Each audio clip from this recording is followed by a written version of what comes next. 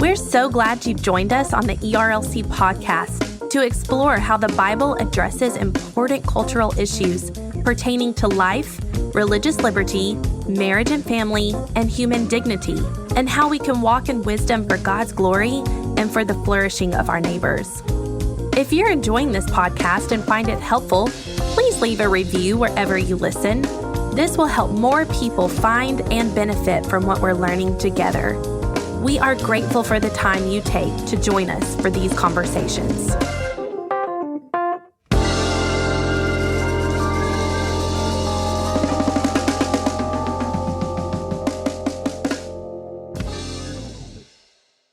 You're listening to the ERLC podcast. My husband actually gets on to me for swallowing so loud. I'm like, it is the way God made me. You swallow very hard. What can I do about it? Well, swallow in a I can't. more gentle fashion. It's my physiology. Like the way that my, what is that even called? Throat pipe is made. Esophagus. Yeah, well, it's very... Hello, and welcome back to this week's episode of the ERLC podcast, where each week we'll be talking about our work at the ERLC and focusing on what Christians should know about the things going on in the world. I'm Lindsay Nicolay, and back with me this week on a regular episode, fresh from vacation, is Brent Leatherwood. Hello, Lindsay. It's great to be back with you. Why don't you tell them the little story that your wife shared about your drive back from where you were on vacation and what you did? Because I think people will just think, wow, there are people in the world that care that much and do those kinds of things. I mean, I called someone to let them know that they had misplaced something. No, you called a random truck stop. No. Or rest stop owner. Googled Googled who it was to tell them that their Tennessee flag was upside down. Right. Well, because he is, like I used to be, a fellow servant for the state of Tennessee, and he had the state flag upside down. Which it's the first rest stop that you come to in East Tennessee. I feel like that's an important place to roll out the welcome mat the right side up. Folks, this is it was a great call. That was very friendly. This is what I'm working. No, it's very suspicious from how Meredith you could tell that when he was talking to me over the phone, you could tell he was like, is there like a hidden camera here that's capturing this conversation? I am so sure. So this is what it's like to work with Brent Leatherwood. No, I feel like I helped him out for his job. You did. So people don't realize this, but the Tennessee flag, it's got 3 stars, and the 3 stars are kind of off center, purposely so. And that tells you whether you have the flag right side up or not. And so this one at a rest stop in the state was upside down. This is probably not what the people tuned in to hear. And so I'm really not sure why we've spent this much time talking about this. I still think it's funny, Brent. It's just giving a little bit of a window into who you are and how you operate and what your wife has to live with on a daily basis. So, but before we tell more Brent stories, let's just go ahead and start talking about what's been happening lately. And we'll start with what the ERLC has been featuring this week. And first up is a piece by Hannah Daniel out of our DC office.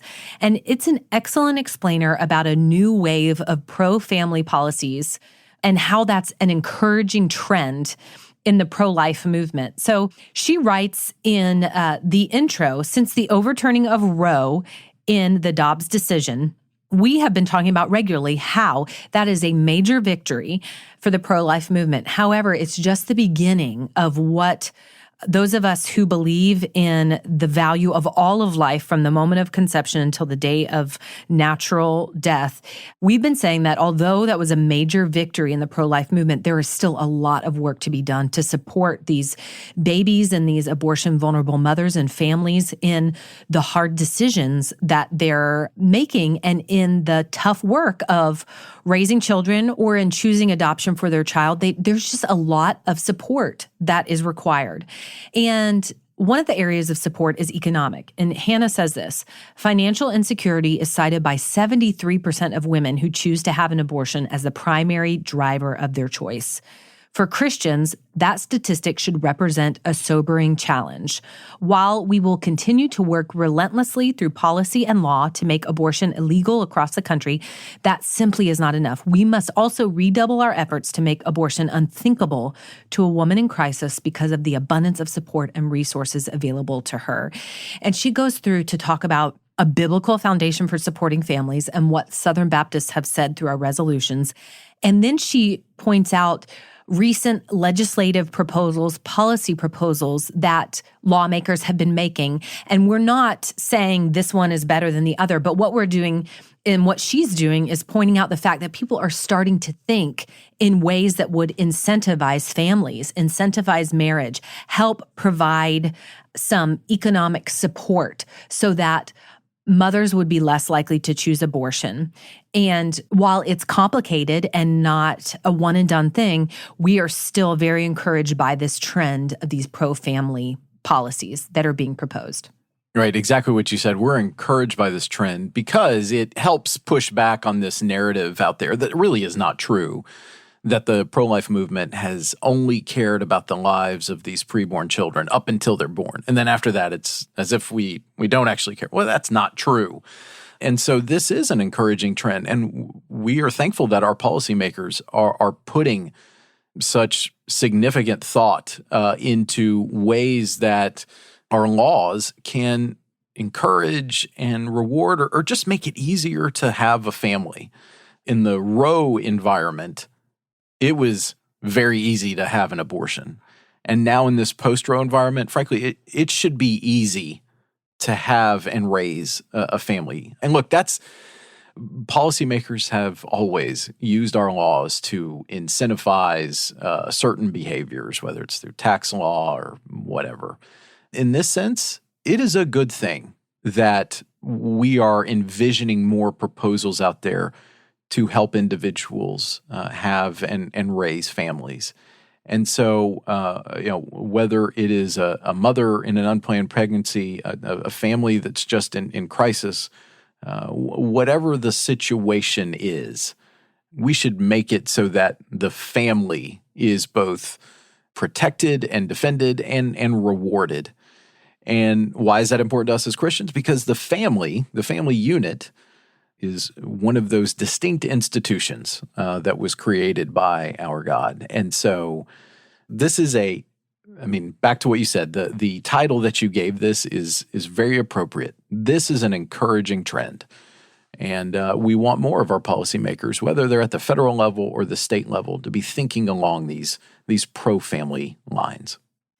That's exactly right, Brent. And the reality is, for those of us who do have support and who did not have pregnancies in crisis and do have our planned families and very much welcomed our children and marriage, it's still hard. It's still hard. So I can't imagine doing that without a support system and without resources to be able to raise a family and raise children. So that's why it's so important for us to think about how we can come around these women and support them. Well, it's all about the principle that you're operating from, right? I mean, for so many years now, our culture, our legal environment, it is basically just sent a signal to mothers, to anxious fathers, basically just sent a signal that preborn child is an inconvenience. So it's very easy to dispose of it. And that is that culture that we've lived in. And what we're hoping to move to now in this post-Roe timeframe is a culture of life where hopefully the underlying principle actually begins from a very Christian perspective, that preborn life is in fact a blessing. And let's help those families see that and reward that. And so that's I think that's what I'm trying to say is let's move from that Roe pro-abortion framework that we were in to now what is hopefully going to be a culture of life. Yes, let it be, Lord. Next up, we have an article by my friend, Jenna Fleming. She is an educator, and she has engaged in different schooling options for her children. And with school about to start, or it's already started for some, this article is titled, "What School Option Will You Choose for Your Child? A Helpful Rubric for Making Education Decisions."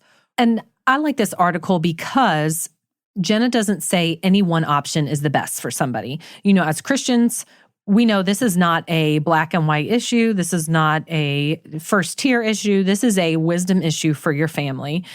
And I appreciated that she just gives us wisdom to operate off of. So what's the cultural climate of your district? What are your current family dynamics? How involved are we in our local church?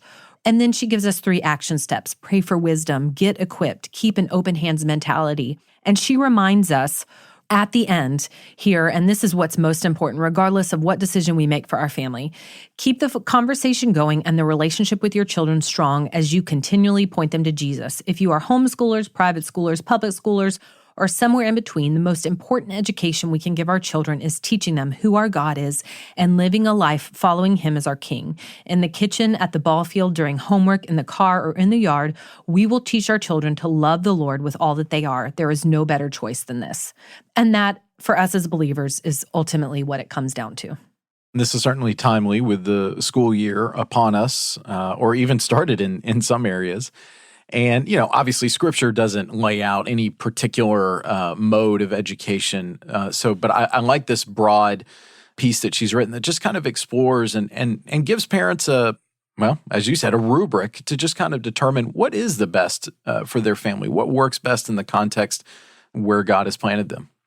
And then finally, we have another article focused on pro-life work. And this is by our intern, Daniel Hostetter. And this is just a plug, if you didn't listen to last week's episode, to go back, because I was able to talk with our fabulous interns from DC and Nashville. And you will want to hear just their wisdom and their hearts. They were a fabulous group. So Daniel has a piece titled, "Is Pro-Life Work Deceptive? How the Truth of Scripture Drives the Work of Many Pregnancy Resource Centers." And this all stems from a comment that a U.S. senator made. And he opens up and says this: U.S. Senator Elizabeth Warren recently made national news when she argued that the government should shut down women's health organizations she labeled deceptive. "We need to shut them down here in Massachusetts, and we need to shut them down all around the country," Warren told reporters. "You should not be able to torture a pregnant person like that." However, she was not referring to abortion clinics that exploit vulnerable women and take the lives of preborn children. Rather, the senator was speaking out against pro-life pregnancy resource centers, which should just blow our minds. In fact, the congressional Democrats, introduced a Stop Anti-Abortion Disinformation Act in June following this landmark Dobbs decision. And really what the narrative has been is that pro-life pregnancy resource centers are filled with misinformation and disinformation, and they were leading women astray, which we know is the furthest thing from the truth. And Daniel unpacks that here in this article, and he talks about the root of these arguments and how ultimately what it comes down to is, as he says, the prevailing doctrine of expressive individualism, that we just want to live how we want to live, so we make up a narrative that supports the way that we want to live. And what we want to do as believers is counter that with the truth of what God says about life and how we are called to live in such a way that puts our neighbor's good above our own individualism. And look, when Senator Warren was talking about, the genesis for this proposal, she was using just broad, sweeping language about these pro-life clinics. And, maybe there's some exceptions, but my experience with these pro-life pregnancy centers largely matches up with a friend of the ERLC, Dana McCain, who, when this was all happening, she pointed out, she's like, look, I've been in a number of pregnancy clinics, and it's pretty clear right off the bat when somebody calls what the center is all about and the services it provides. And she recounted a story, because it had happened so many times, where an abortion-minded woman is calling the center looking for an abortion, and the person who picks up the phone says, "I understand that's what you're looking for. We don't offer abortions here. Let me tell you what we do offer." And so it's just very clear right off the bat that this isn't an abortion clinic. And that's the experience I've had with the centers that we've worked with here at the ERLC. And I'm sure that is actually the experience for the vast, vast majority, if not all, of these pro-life pregnancy resource clinics. So Senator Warren's proposal is it's wrongheaded. It doesn't actually comport with reality. And Daniel does a great job here of actually getting this down to what it is. It's about trying to combat actual pro-life speech and pro-life efforts to make sure that women know that there is an option other than abortion, and it's a viable option. And you can absolutely have a healthy, thriving life with the blessing that comes with a new child. And so that's what this is about. And Daniel's piece does a great job of helping the reader understand that. Post-Dobbs, the conversation in our culture is constantly shifting from one thing to another regarding the pro-life movement and abortion and policies.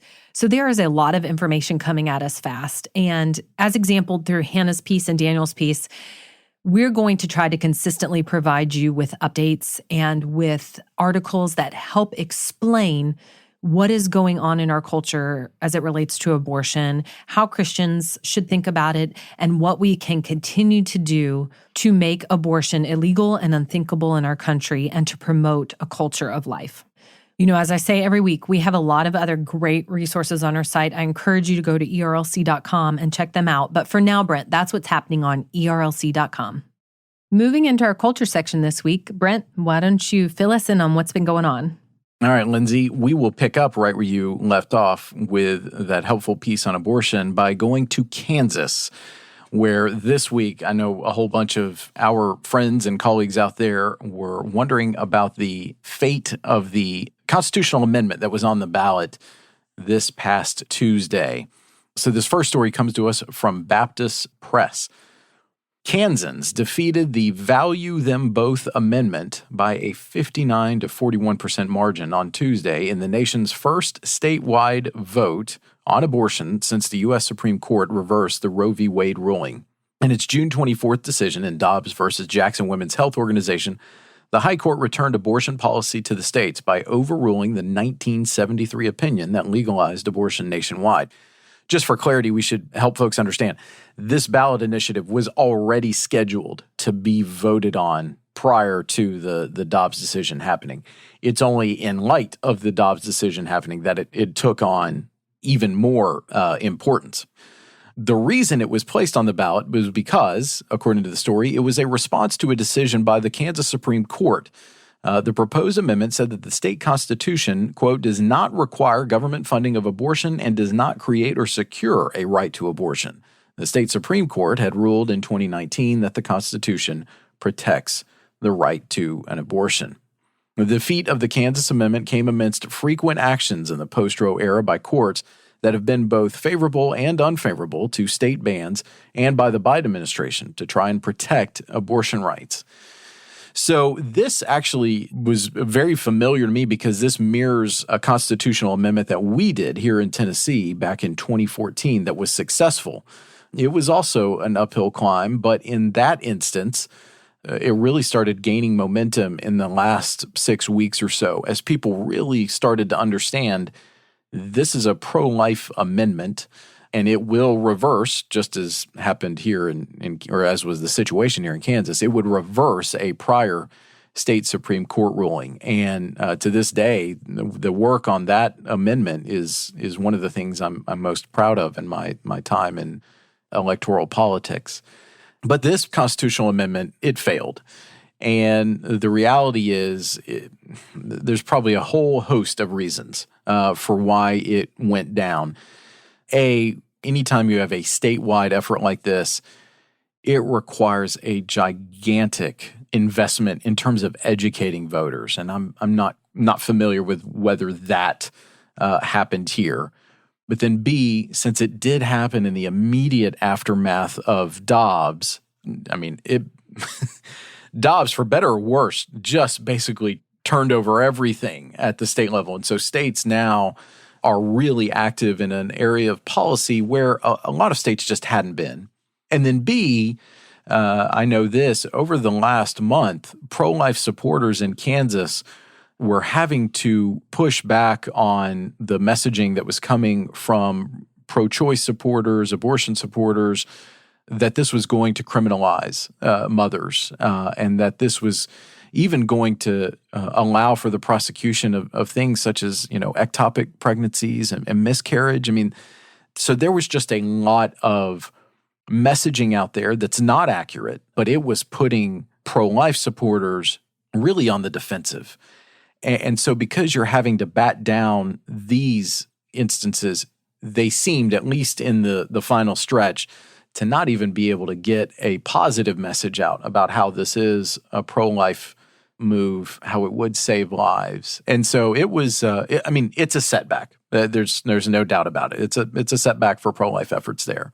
But what it doesn't change is the importance of the work of our pastors, the work of fellow Christians around the state of Kansas, to just continue to help their neighbors understand the value and the sanctity of those preborn lives, why they deserve to be protected, and, alluding to something we talked about earlier, why it's incumbent upon state legislators there and state leaders there to push for policies that support mothers, that support families.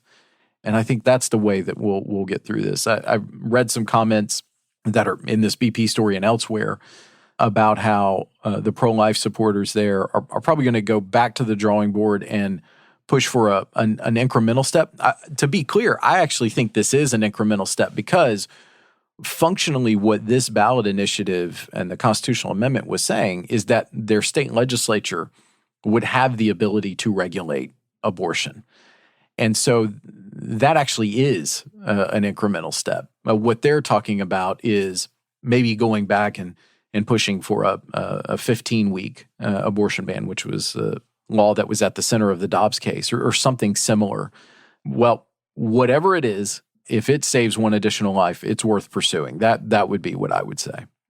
And our colleague Dan, our former colleague Dan Darling, he's always a colleague in our hearts, he pointed out that we don't need to let this defeat drive a narrative that most people are pro-abortion, no holds barred, because we've talked about this even in some pieces that we have done, that most people favor abortion restrictions from about, I think Dan in his comments said 12 weeks on, but it might be more like 15 weeks. I don't quite remember.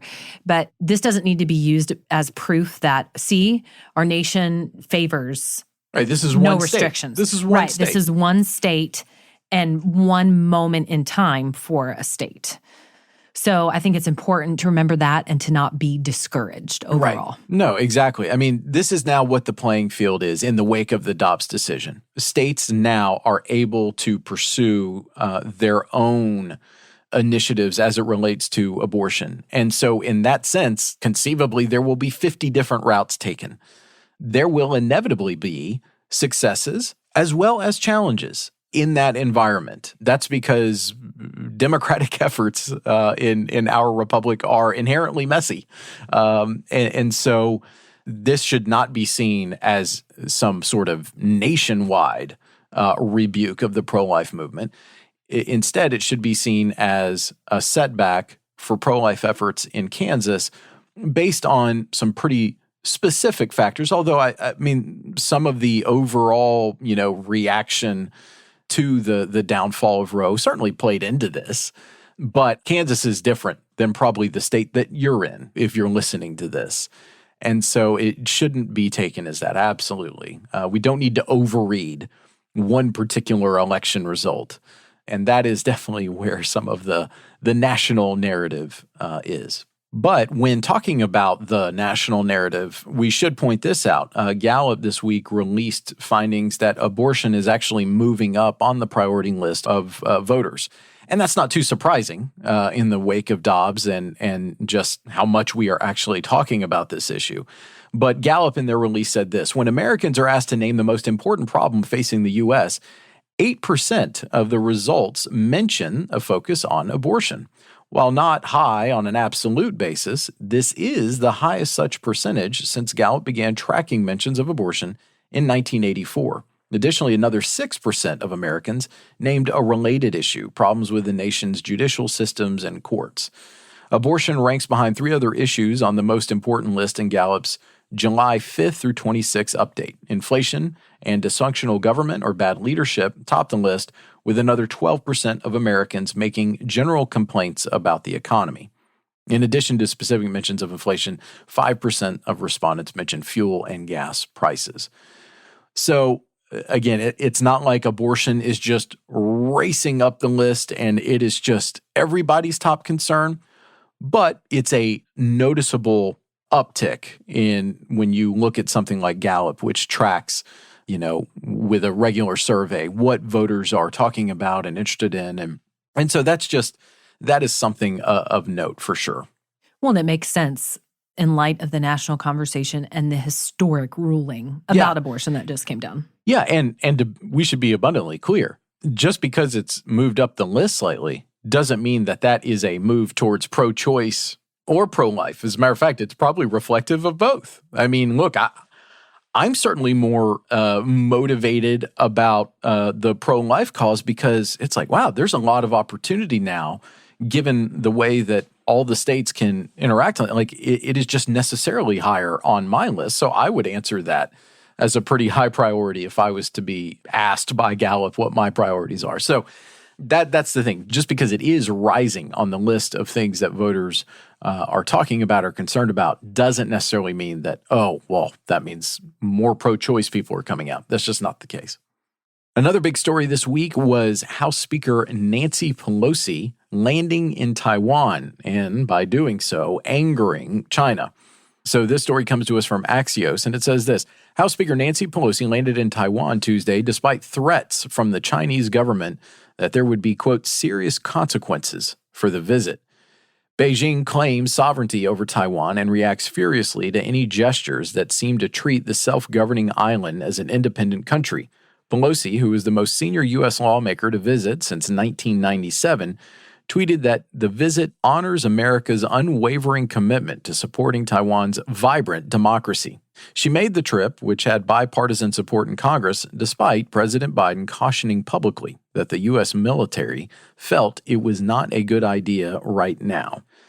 So this dominated the news for as a matter of fact, as we're recording this, it still does, because the Chinese military is continuing to conduct drills in the areas around Taiwan, the territorial waters. As a matter of fact, just before we came on the air, Japan said it was concerned because a few of the missile launches that took place with the Chinese military had actually landed in the Japanese economic zone, which was a concern. So the reality is, I think you can disagree as somebody who is watching all this play out, whether it was wise for the speaker to make the trip to Taiwan.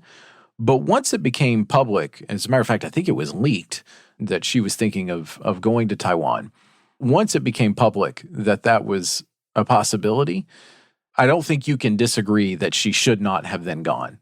Because if you respond to the threats and intimidation from the Chinese Communist Party, you are sending a poor signal to allies in the region and whatnot. So I personally think it was an important moment that Speaker Pelosi went to Taiwan, and her visit does send the signal that she mentioned in her release, that we do stand with Taiwan. Taiwan is a democratic ally, and it's important in this moment as autocratic and authoritarian regimes are ascending, that our friends and partners across the globe understand that we are resolute in wanting to pursue an agenda of freedom across the globe.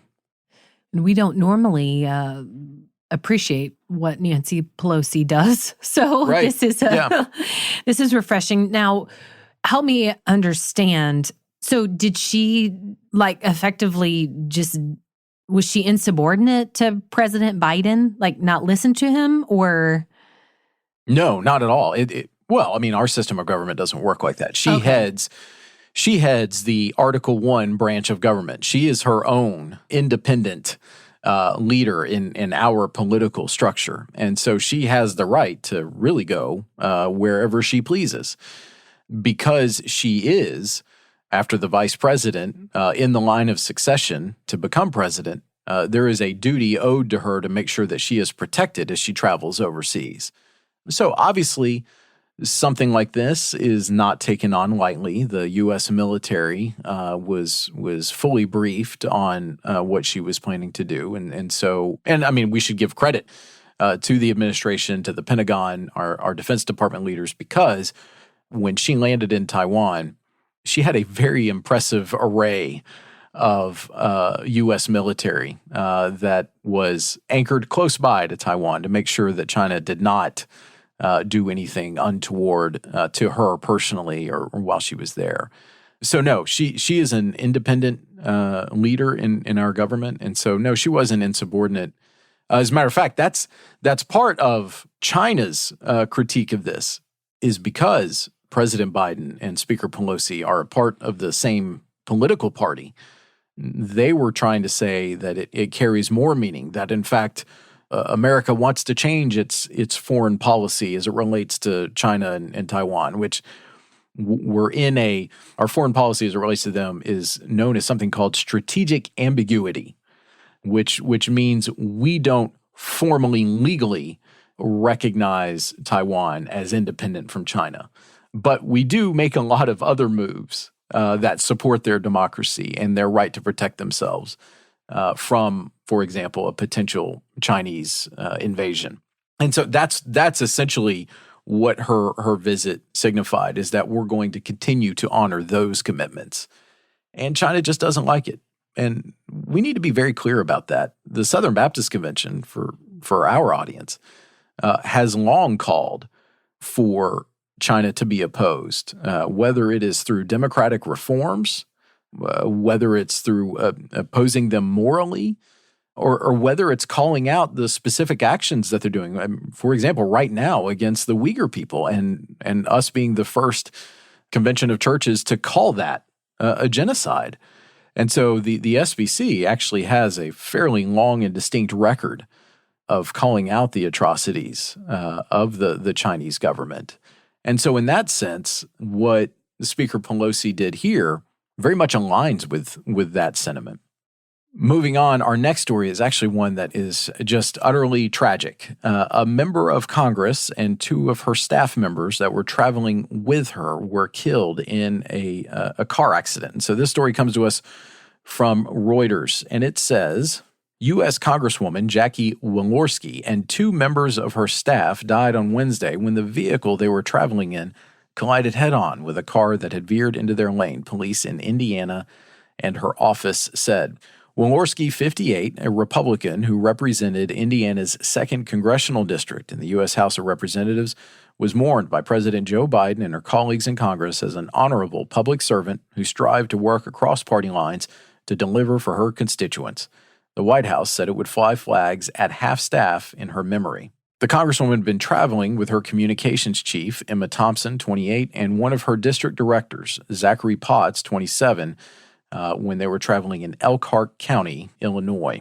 Walorski had been serving for several terms, and the story notes this, that prior to her election in 2012 to the House, Walorski served 3 terms in the Indiana legislature, spent 4 years as a missionary in Romania along with her husband, and worked as a television news reporter in South Bend, Indiana, according to a biography posted on her congressional website.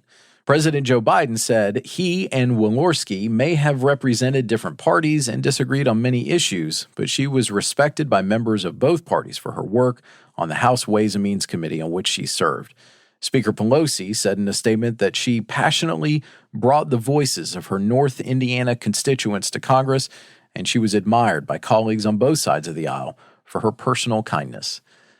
So I read this late Wednesday afternoon when the news was coming, and it's just, I mean, there's no other way to say it. It's tragic, and it's also a reminder because of the staff members who died alongside her. Like you kind of forget, right, when we're seeing these folks on news programs or hearing about things they're doing, we forget that there is a staff around them who serve faithfully in Congress.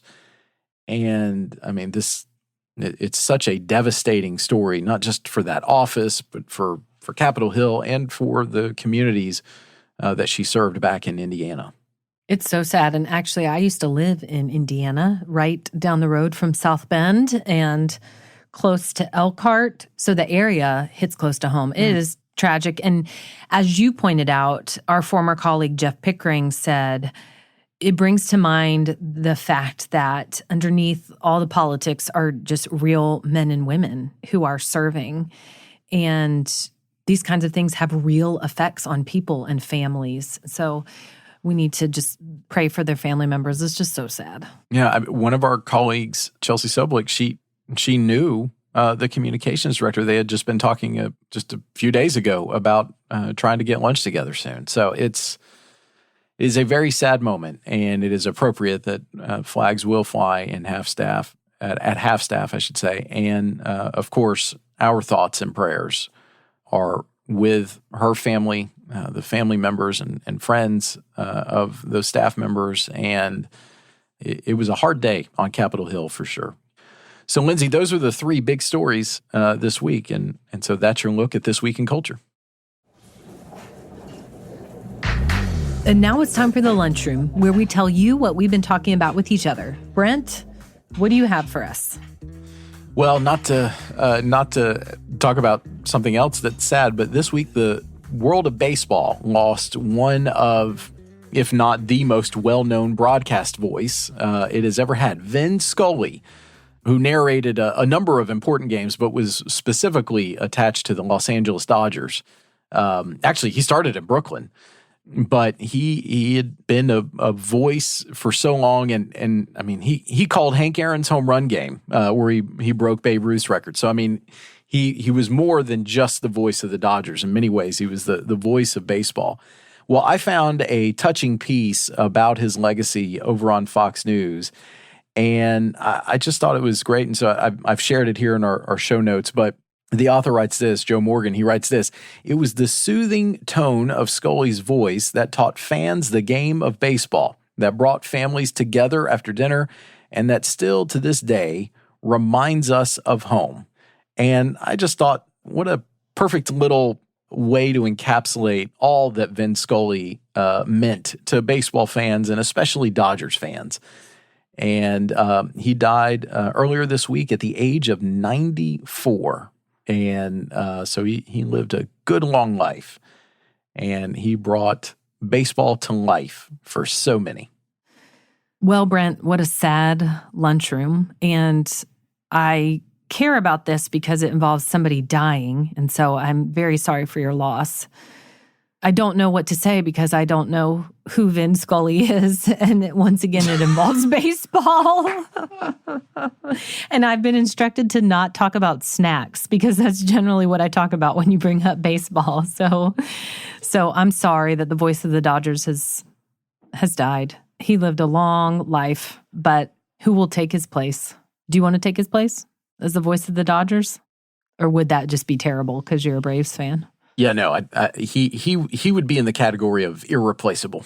Okay. Yeah. Well, I'm sorry to pivot. I didn't know what you were going to talk about in your lunchroom and that it was such a sad story. Mine is just a funny, completely useless video because I feel like sometimes we just need those things in our lives. And I like to follow Jennifer Garner. I follow her because she just posts funny things, but she posted this video of this big burly guy on this motorcycle, and you could hear his music, and the person who pulled up next to him was recording him. He was rocking out to Taylor Swift's Shake It Off, which is also an excellent 80s video, workout video that's been dubbed to that. But he is rocking out to this, and then he drives away, and he's got this arm lift that he does as he's just dancing to it. And it's just something that you didn't think that would go together. You didn't think this big burly guy riding a motorcycle would be rocking out to Taylor Swift's Shake It Off and enjoying it so much. So it will just give you a smile in the midst of your day if you click on the link and watch the video. There it is. I don't think you and I are meant to be in the lunchroom together. Well, I was going to say ideas. another thing that doesn't really go together is your videos in our lunchroom. You obviously do not join us in the lunchroom because that's what we do. We share videos, etc. When's the last time you've been in the lunchroom? Well, this is post-COVID. We would share videos. So anyway, well, hopefully somebody finds that funny in the midst of their day when they just need a good little laugh. I'm glad that you decided to come back from vacation, Brent, and bring some normalcy back to the ERLC podcast this week. That's what I'm here for, is a return to normalcy. Just a reminder, you can find links to all the things we talked about today in the show notes. And if you like the podcast, please consider helping us spread the word by sharing the episode on social media or going into your favorite podcast app and leaving us a rating and review. The ERLC podcast is a production of the Ethics and Religious Liberty Commission and is hosted by Lindsay Nicolay and Brent Leatherwood. Technical production provided by Owens Productions. It's edited and mixed by Mark Owens. And in addition to listening to the ERLC podcast, be sure to check out our other ERLC podcasts. The Digital Public Square airs every Monday, and its host is Jason Thacker, who is one of the leading voices on technology and ethics.